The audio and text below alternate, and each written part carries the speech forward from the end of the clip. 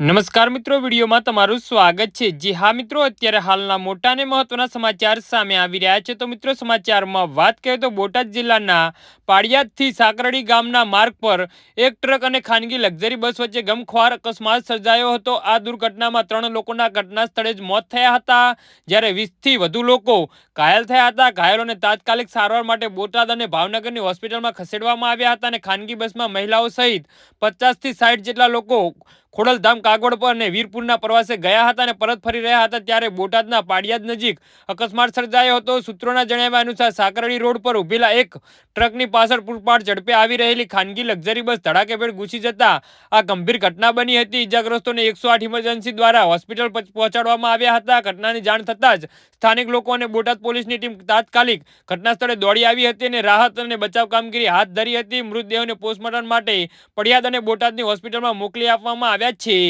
જી હા મિત્રો, અત્યારે હાલના મોટા અને મહત્વના સમાચાર સામે આવી રહ્યા છે। તો મિત્રો, આના વિશે તમારું શું કહેવું છે તો નીચે અમારી કમેન્ટ બોક્સમાં જરૂરથી જણાવજો અને અમારી યુટ્યુબ ચેનલને સબસ્ક્રાઇબ કરવાની ભૂલતા નહીં। વિડીયો પૂરો જોવા બદલ તમારો ખૂબ ખૂબ આભાર।